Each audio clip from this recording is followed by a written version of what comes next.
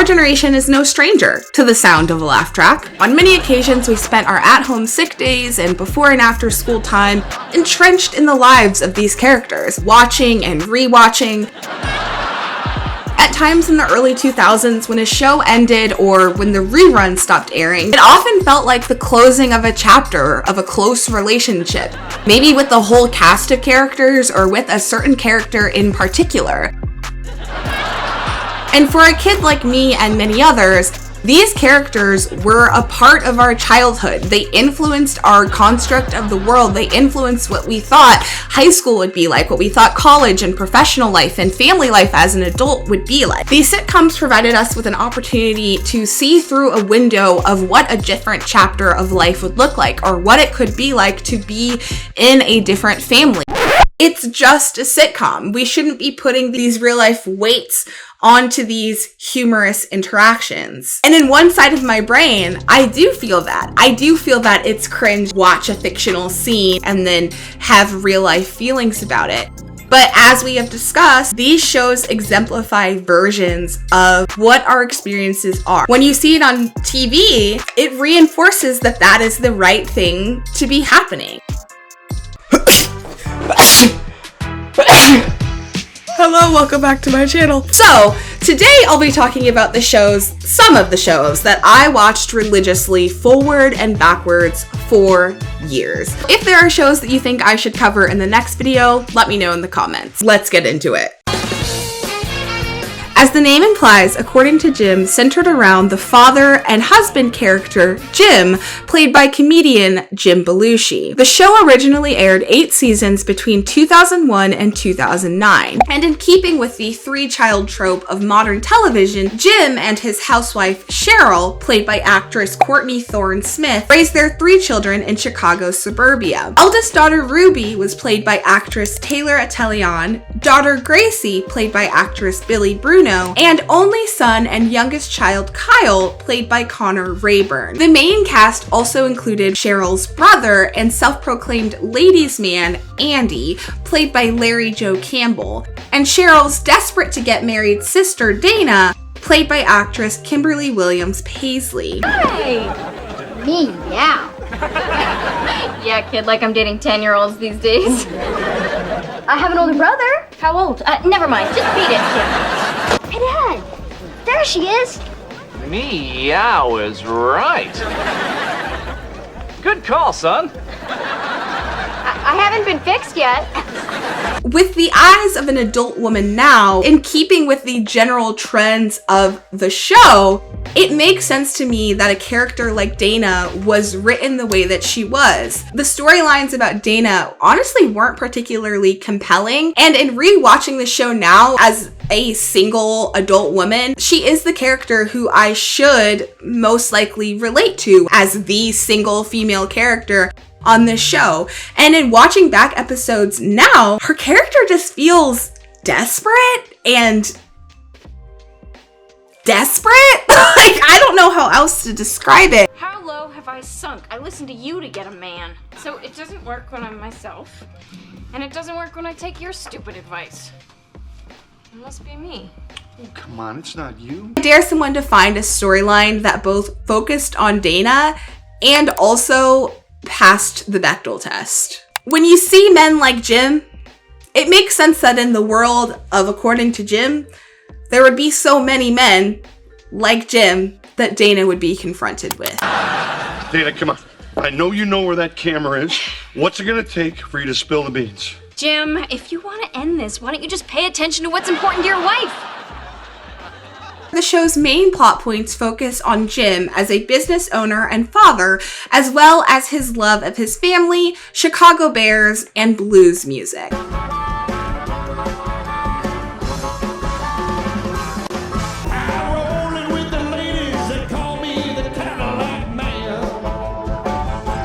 And in keeping with the early 2000s sitcom dad, Jim regularly and consistently engages in selfish behavior and lies, just straight up lies to get what he wants. Jim is the quintessential macho man. When you picture Daddy, like, in your dreams, what do you see?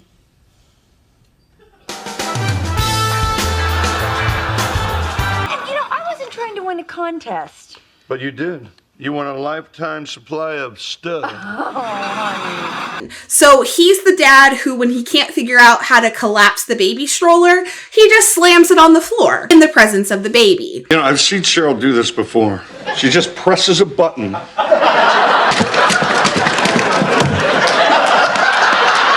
I think I heard a click. That was my knee.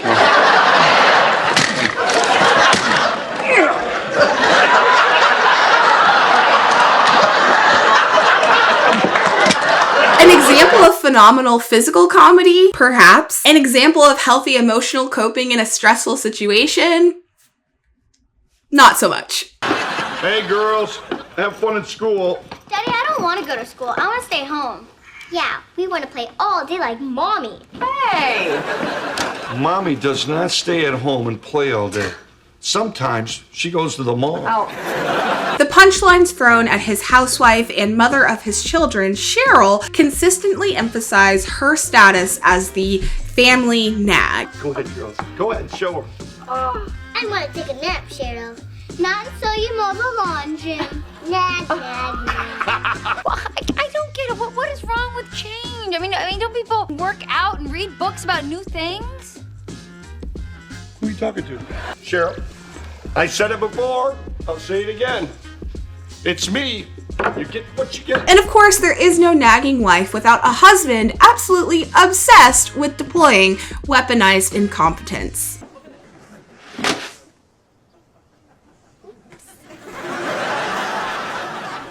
Jim, would you please do something about that? You'll be back in 20 minutes. Jim?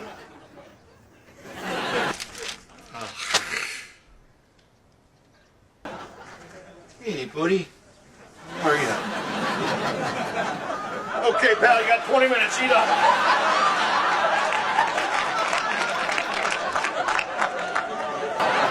Honey, I thought it would be nice for the girls if we took a few minutes to say goodbye to Mr. Feeney, so if you could say something. Sure.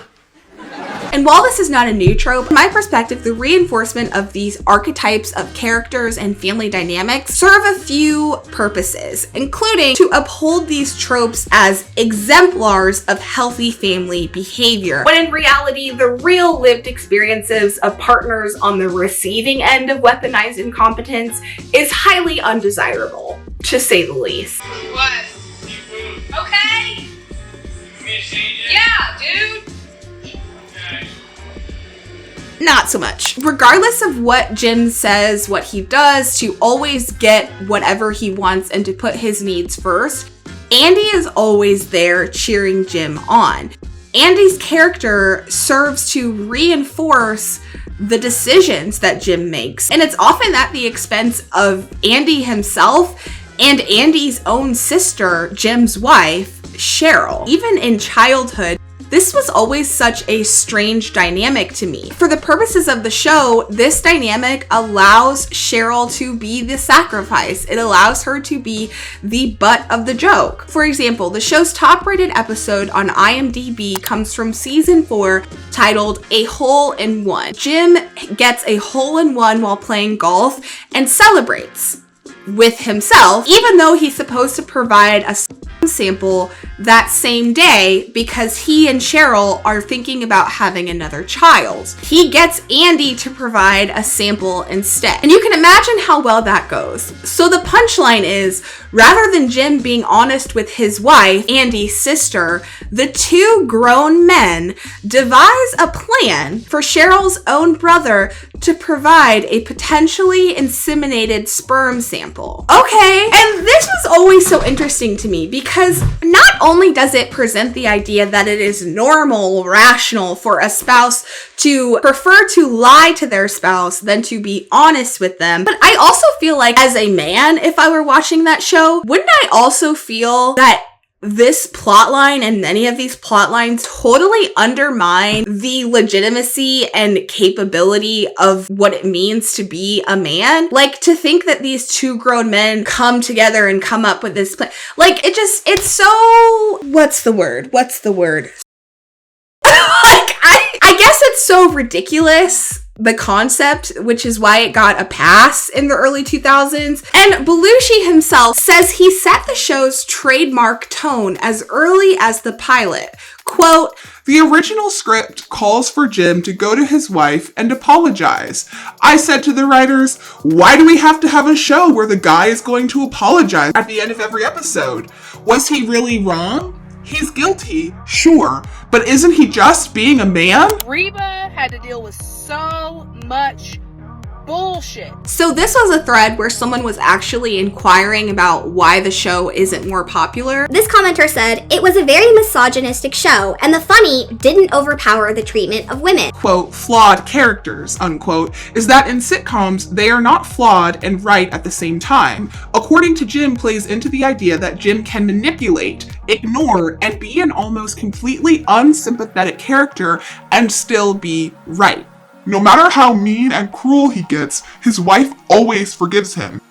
For example, in one episode, he showed his wife's naked pictures to his friends, and it was played for laughs. The episodes are always the same. Jim is not supposed to do something, he does it, hides it from his wife, she finds out, and for some strange reason, she forgives him. It truly plays into the stereotype rather than do something creative. Personally though, constantly watching Jim disregard Cheryl, what she wants, thinks, and believes, it directly goes into gaslighting her until she forgives him. You could write a sitcom where all the characters are downright horrible. It's Always Sunny in Philadelphia, Married with Children, South Park to name a few, and you don't get the feeling of the character being right in their selfish decision. Because the episodes of According to Jim shows no growth or lesson learned, and everything comes back to status quo without consequences. That's not good storytelling. Period. Cheryl has basic character flaws, and the episodes center around her being uptight and even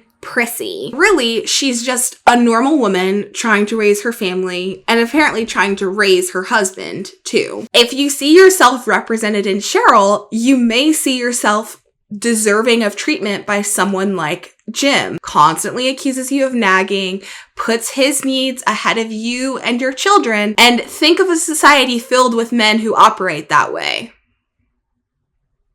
Can you imagine what that would be like?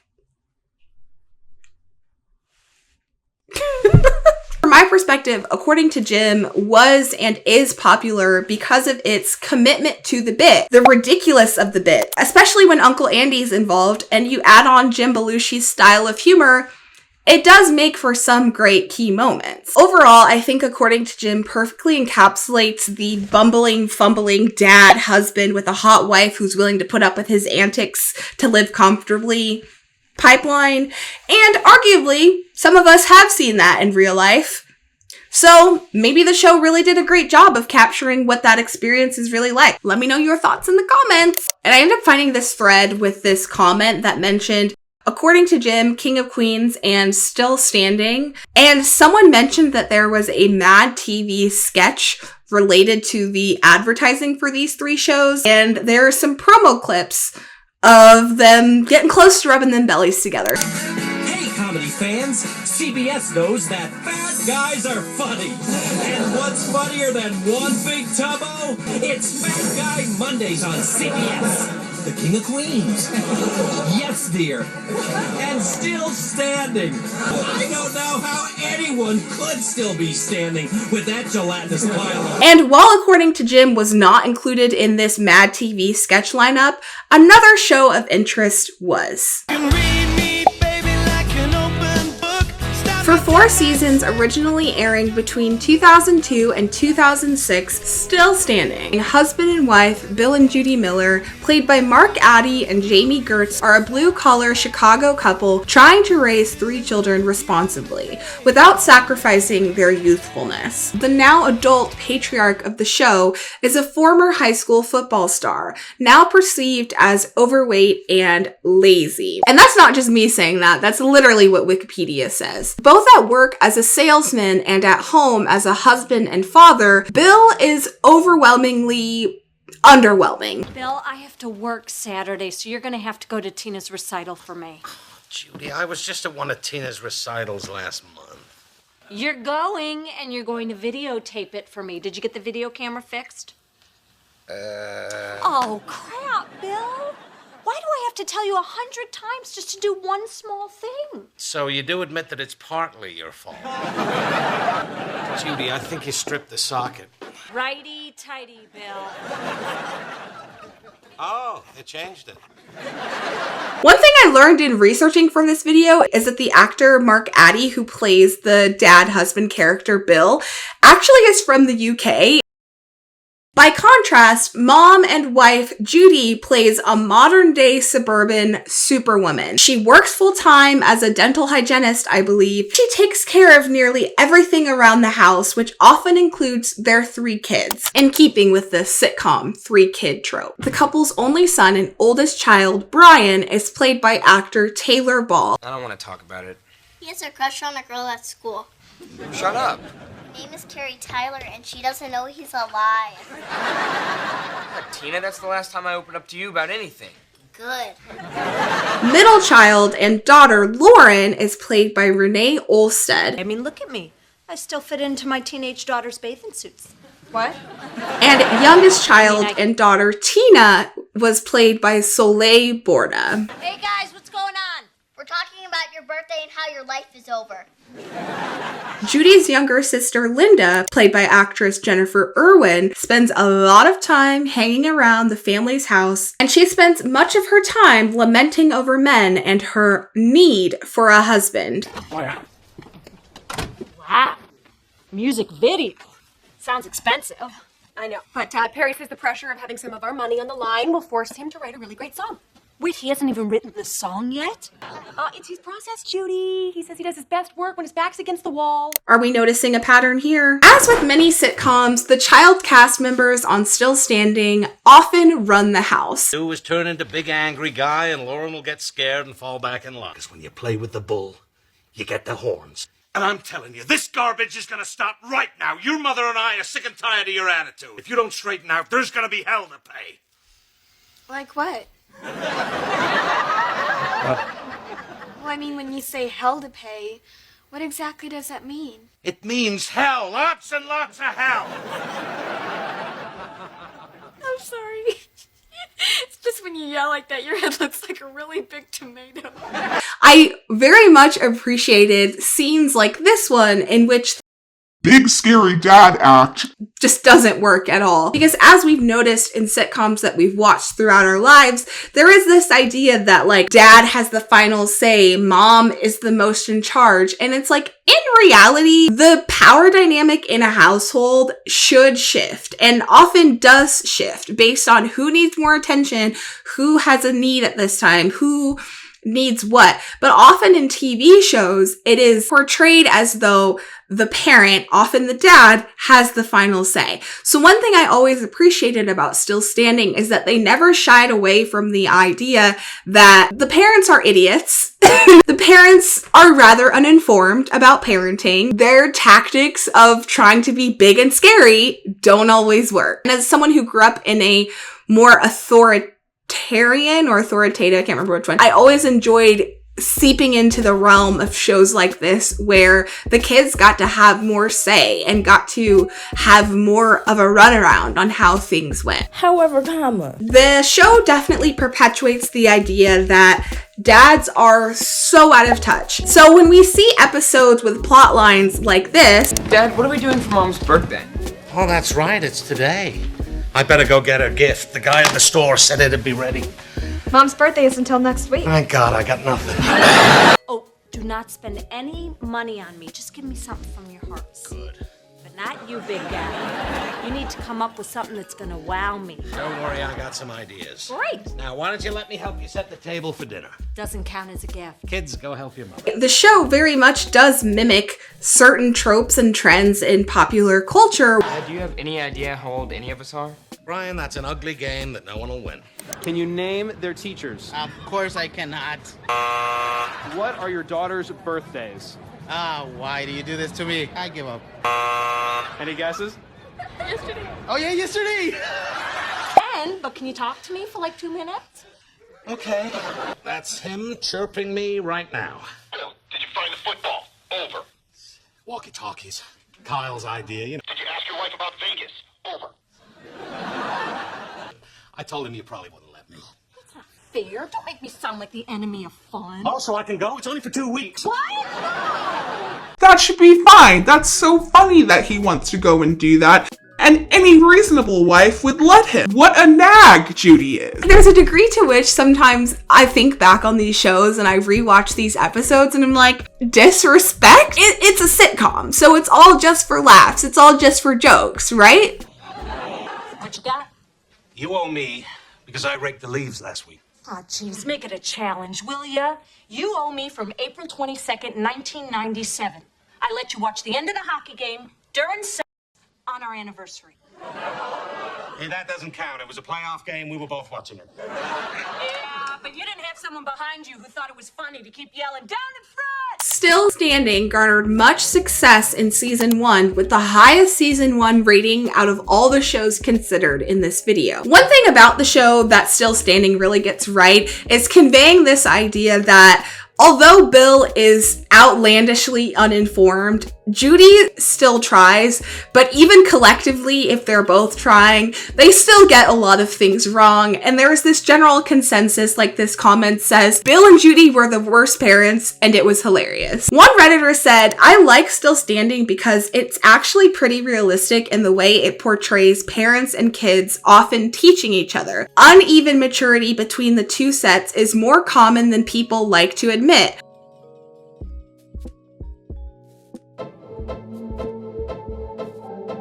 My Wife and Kids aired 125 episodes across 5 seasons between the years 2000 to 2005, often centered around their upper middle class family home. In their ensuing relational havoc, dad and husband, played by comedian Damon Wayans, wife and mom, played by the iconic Tisha Campbell, and their 3 or 4 children. Eldest child and only son, Michael Jr., played by George Gore II, youngest daughter Katie, played by Parker McKenna Posey, and middle child Claire, played by actress Jazz Ray Cole in season 1, and by actress Jennifer Freeman for the remainder of the show. Considering the show centers around a Wayans brother in the role of dad, most plot lines are focused on his perspective of the family dynamics. Hence the show's literally possessive title, My Wife and Kids. People love the show for its iconic antics and signature Wayans brother-esque style of bodily and physical comedy with descriptive facial expressions and well-delivered That singers. cat don't know who he's messing with. He's handsome. You look crazy. You're just jealous because you don't have the patches look. Sensitive. Hey, you're acting like a nut. And pretty darn smart. I ain't done. This is exemplified by one of my favorite episodes from the show, which is a season 4 episode titled The Sweet Hereafter, in which the perpetually bald dad, Michael, is convinced to try a new hair growth product that does help him grow some hair, along with the development of some other rather unexpected side effects. Don't touch the curls. They're delicate until they get their legs. It's also by far the best. If I love my family, I go with plan A. On the other hand, if I don't like my family, I go with plan B. That's one way of putting it. Well, here's another way.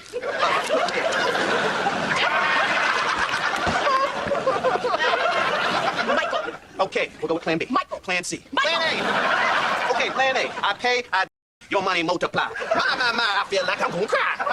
Touch your hair. Anywhere. And what I love about the show is that the humorous undertone doesn't stop the show from being sincere. The audience being able to see these moments of connection between Michael Kyle and the rest of his family. Hey, it's Bobby Shaw. Fresh and in the flesh. Why is the idea that the dad thinks it's funny to beat his kids with their belt? Why is that idea at the forefront? Yell at him, we could ground him, we could actually beat him within an inch of his life. That would be our God-given right as parents. But what's Junior gonna learn from that? Well, for starters, he'll learn how to sit standing up. Both parents in My Wife and Kids regularly mock the size of their son's head. They even talk about the hook on his head. He treated his son like throughout the show. Yeah, Junior definitely had some issues, but Michael was constantly putting him down. Example, look over there, slaps head. Okay, baby, get on in there and talk to your father. Come on, Mom. You know I end up getting in trouble. Do I have to remind you that I gave you life? Yeah, but he can take it away from me. Junior, go on in, please. It makes sense that their child who is most criticized by the parents, it makes sense that they would then go and do the thing that their parents were most worried about. Look, Mom, Dad, I've been sitting here talking for a couple of hours, and I don't think I'm going to go to Japan. You know what? That makes us very sad, Junior. This is very disappointing. Look, okay, can you at least give us an explanation why? She's pregnant. And let's not even get into the episode that almost entirely centers around Michael Jr. wanking it so hard that he has to visit the doctor, and the number of punchlines in that show. Let's just say it's probably for the best that the IMDb description of this episode doesn't even acknowledge this part of the plot line, although it is implied in the episode title, Breaking Up and Breaking It. So I'm just gonna leave that one there. Someone said, My Wife and Kids was great until they made all of the characters utterly stupid to get cheap laughs. Flanderization happens in most long-running sitcoms. The show's top-rated episodes include a Season 5 episode titled Michael Joins a Gym and a Season 4 episode titled The Maid. In this episode, while mom and wife Jay is away at a seminar, Michael hires a maid, Mrs. Hopkins, played by Betty White. And because she is a paid employee, Mrs. Hopkins pays attention to the family's every need and every detail. The idea that a wife and mom would go away for a few days to a conference or a seminar, and in that short amount of time, the husband and father feels obligated to hire someone else to step into the position of his wife. While she's there, she is able to manage both a professional boss babe job and manage the needs of the family. But when she steps away, the dad can't handle it. Hey, it's editing me here. I do just want to give this episode its flowers. The fact that the absolute legendary icon Betty White was in this episode and was playing the role of the quote-unquote maid for the family, because of all of the instances throughout history in media culture where people of color, specifically older black women, middle-aged black women, are exploited in the roles of housekeepers and maids and Latinx women among white families. So I just want to give this episode its due clap. Anyway, back to the rest. How could a dad, how could a husband ever manage the needs of his entire family? He must need to hire someone else to step in. Although this is a Season 4 episode, this trend of behavior is present from the pilot throughout the seasons. And it's not just My Wife and Kids. There's a general trend of helplessness that is present in these father-husband characters that really gives me the, shall I say, ick? Also, can we talk about how, according to Jim and My Wife and Kids, aired across the same span of time on the same network? Looking at the ratings, My Wife and Kids was doing just as well, in fact, slightly better than According to Jim, and yet, According to Jim got 3 additional seasons, and My Wife and Kids ended on a massive cliffhanger. What's that about? Hey, little fella, what you got?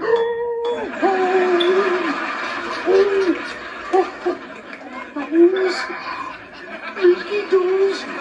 Yeah, Blinky doos. Blinky doos. Blinky doos. Blinky doos. What do I do? Blinky doos. See, I'm not the only one who likes Blinky doos. I came across this comment on a thread related to Still Standing. What about Grounded for Life? I honestly forgot these were 2 different shows, Still Standing and Grounding for Life. I think they both meshed in my head together because of the daughter. Not all redheads look alike.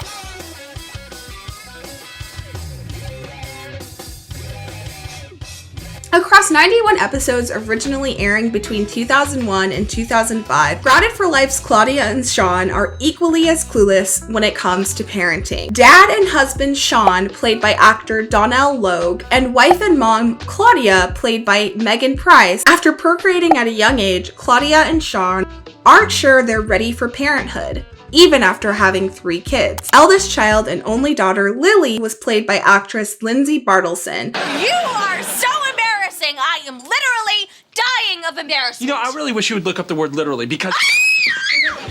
Sons Jimmy and Henry were played by Griffin Frasian and Jake Burbage, respectively. Satan is not speaking through you. I just want to know what it's going to sound like when he starts. The life of the Finnerty family was set in Staten Island, New York, where Sean and Claudia grew up in Irish Catholic families, and they were married with a baby by age 18. The couple and their 3 kids live within walking distance from their family members, who often visit the house and add to the chaos. So in addition to their neighbor, Brad O'Keefe, their daughter's friend and eventual boyfriend, there's also Grandpa Walt, Sean's rather strict father. Here's the holy water. Hey,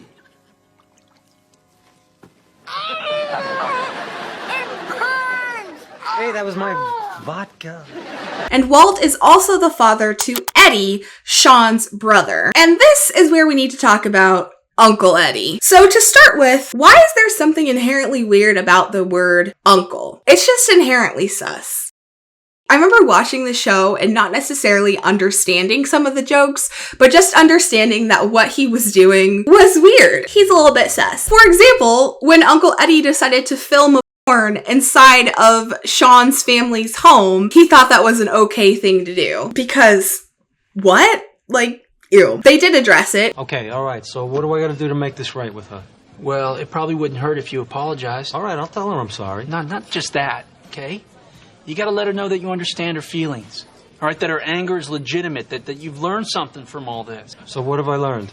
Not to shoot in our house. Oh, yeah, right. But what made Grounded for Life really unique was its particular style of storytelling. Quote, the show features an unusual style of storytelling, often starting with a scene from the end or the middle of the story, and then as the episode goes on, filling in the gaps with flashbacks. It was a setup of the episodes. Typically, you started in the aftermath of an incident or a conflict as they were trying to resolve it, and then through cutaways and flashbacks, you learned more about what happened. It played so well with time and memory. I also really like the camera work, the way they would push in on close-up and then move the camera around the sets. It was a really unique way, similar to how like a YouTuber might clip a part from the end of their video at the beginning of the video to kind of reel in the viewer so that you'll watch more. Speaking of which, be sure to like and subscribe.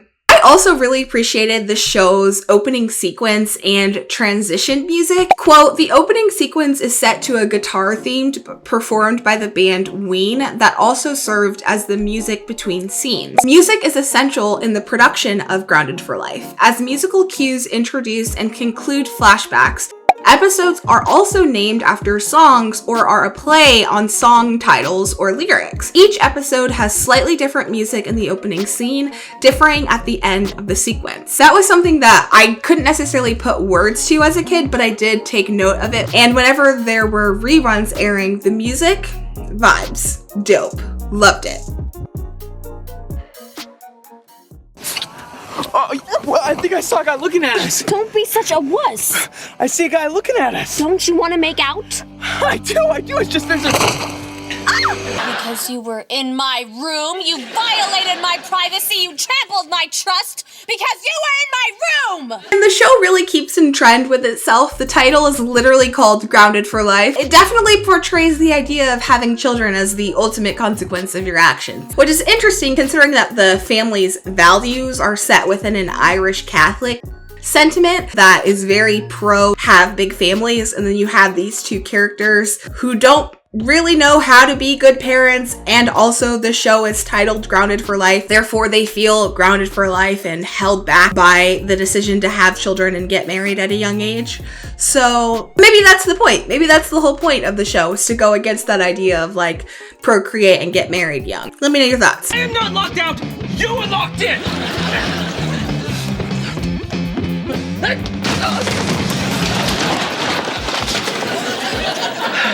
Can I help you? Together, Claudia and Sean's parenting very much fits the mold of their inexperience with parenting. And again, it's a sitcom. It fits their storyline. They were teen parents, they're young adults now, trying to figure it out. Hey, buddy, where'd you get those donuts?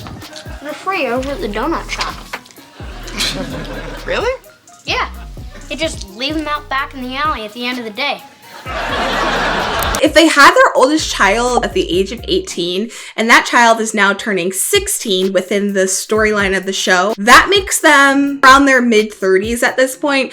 And to a certain extent, I feel like in your mid-30s, don't you have some, life expertise? What is one thing that would indicate that you're in your 30s to other people in their 30s? Ron, are you friends with her?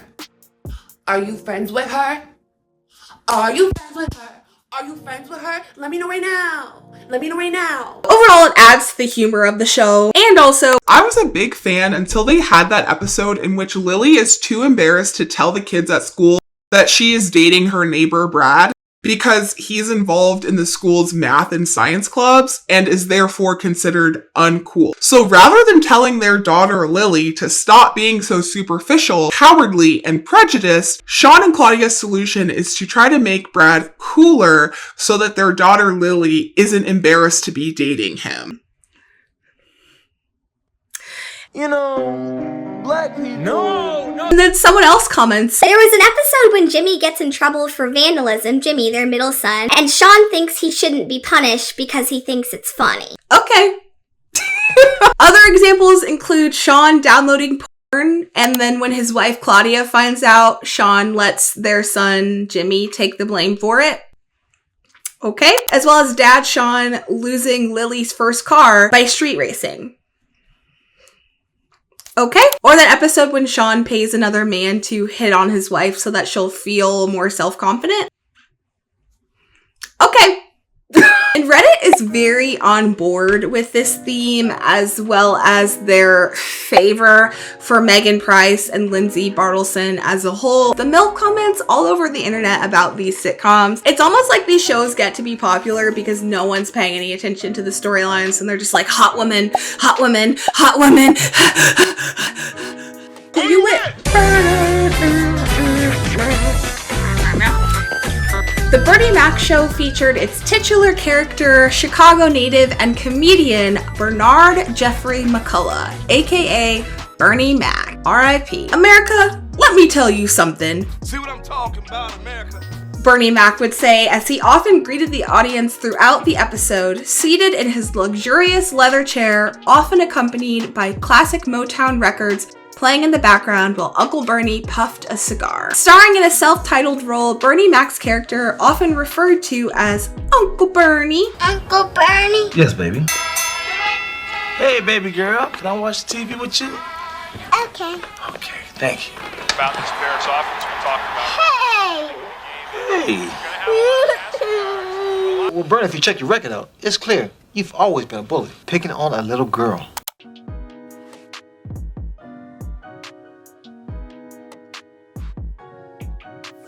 And in every comedian's fantasy, Bernie Mac's wife was played by the young and beautiful actress Kalita Smith, aka Aunt Wanda. The show centered around the ensuing comedic chaos and emotional angst caused by Bernie's sister shipping off her 3 kids to live with Bernie and Wanda for an unspecified future amount of time. Continuing with the TV sitcom trope of 2 girls, 1 boy, the roles of the 3 nibblings included niece Vanessa, played by actress Camille Winbush, nephew Jordan, played by Jeremy Suarez, and youngest niece, Brianna, played by actress Dee Dee Davis. The show covered heavier topics with serious tone. For example, the reason the 3 kids are even with Bernie is because their mom, the never seen but often spoken of character, is in rehab for addiction. The show also touches on the idea of Bernie's biological father being a man who was present in his childhood as Uncle Alistair. The show also pokes fun at the fact that among the 3 nibblings, there are multiple fathers. And if it be thine will, O Heavenly Father, give her clarity, so that she may see who's who and what's what. Oh, powerful God, I'm not asked you to smite anyone as of late, but in this. So yeah, The tea was hot in terms of the familial drama depicted in the show. Quote, much of the humor in the show was derived from Bernie Mac's continual adjustment to and his unique take on parenthood. A frequent motif of the show was the juxtaposition of Bernie Mac's acerbic comments, such as his threats to bust the children's heads till the white meat shows. I got the high score! I beat your record! J-O-R... Oh, man! Look what happened. So the show featured Uncle Bernie's consistent frustration with the kids, with him often stating, I'm one of them kids. And in one episode, Wanda even says to Bernie,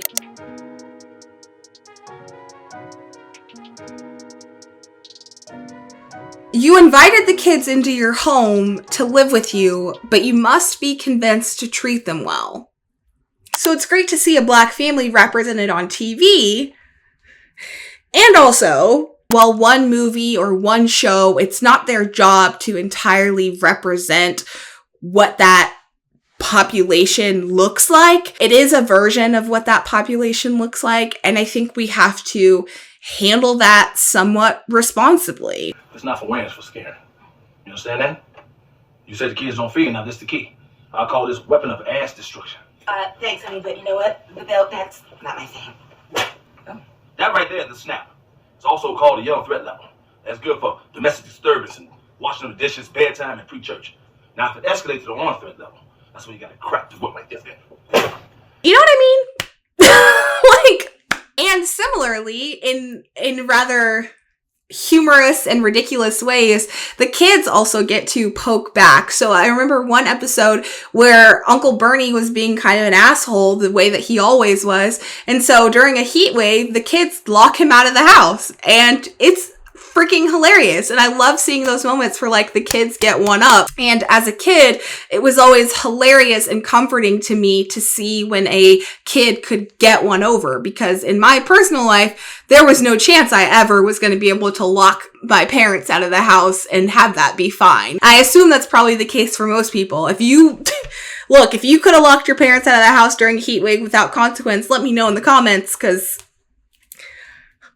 let me know how that went. And the personal affection he felt toward the trio of kids, which often brought him to the verge of tears. For example, although Uncle Bernie sometimes invades the privacy of his niece Vanessa with his my house, my rules antics, he also makes sure to surprise her with her own bedroom and with her own space. And over time, he learns to apologize when he oversteps. Does that stop Uncle Bernie from making jokes? No, of course not. It's a sitcom headed by a comedian, but it does reflect an idea of the child-adult dynamic where there can be some give and take. Much different from According to Jim, where, as Jim Belushi said, his whole idea was, well, why does the husband have to go and apologize? Bernie Mac's show pushes against that just a little bit when we see glimpses of Bernie Mac coming down to earth a little bit and recognizing the humanity of the kids. Do I feel like it maybe should have happened more often in the show? Maybe. But again, we're talking about the early 2000s. Thanks for watching. Be sure to hit that like button and subscribe, and I'll see you in the next one. Bye!